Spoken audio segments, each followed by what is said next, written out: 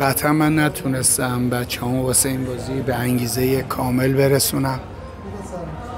احترام میذارم به تیم افغانستان، اونو با تمام تلاششون بازی کردن. بچه‌های ما از به هر حال آب گرم گفتی نبود، فاصله رستوران، این مسائل آدم خود افغانستان آیا توجیه به حال قابل اصلا چیز توجیهی درباره مسائل فنی وجود نداره.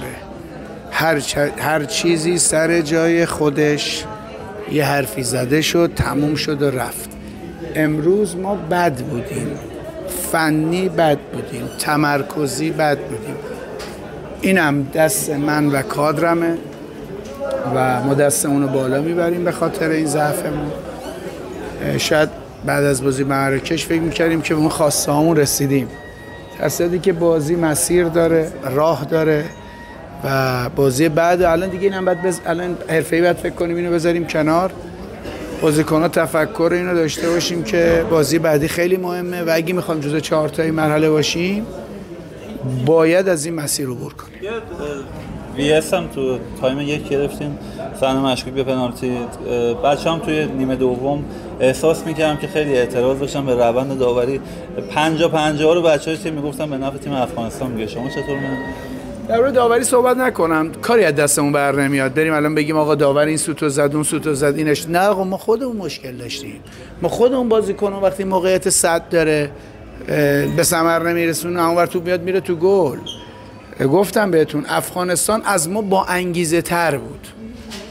اون دنبال چیزی که میگشت بهش رسید، ما دنبال چیزی که فکر میکردیم میخوایم بهش برسیم نرسیدیم. حاشیه‌ای که بعد از اون گزارش عجیب اون گزارشگر افغانستانی به وجود اومد تاثیر نداشت آقای شمسایی روی این بازی؟ نه. انگیزه زیادی دارن بازیکن‌های افغانستان مقابل ایرانی. ببین اینا چیزایی رو میخوان ثابت کنن. ببین اینا تو ایران زندگی میکنن، تعداد زیادشون تو باشگاه ایرانی بازی میکنن.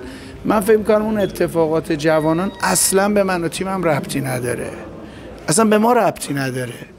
ما باید تلاش کنیم تو زمین. حالا اسمش تیم روبرومون شد افغانستان، الان بازی با تاجیکستانه.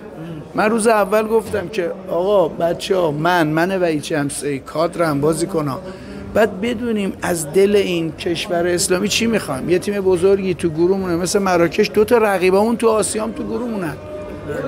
اینجوری نیست بیام بگم میبری میری بیرون. امروز اون چکه رو خوردیم، چکه جاش الان تو صورت خودمه. افغانستان به عنوان یه قدرت نوظهور تو فوتبال آسیا باید بپذیریم از این به بعد، یا اینکه فقط مقابل ایران انگیزه دارن؟ نه، افغانستان داره تلاش میکنه. نه افغانستان، ازبکستان، تاجیکستان، ژاپن تو آسیا، تایلند، خود اندونزیه. ببین بازیکن با اسم بهش جایزه نمیدن، با تلاش بهش جایزه میدن. در صورت تموم شد. من فقط عذرخواهی میکنم، به فراموشی میسپارم تا بازی بعد ان شاءالله بتونیم از شرمندگی مردم در بیایم، 3 امتیاز رو بگیریم و بریم مرحله بعد.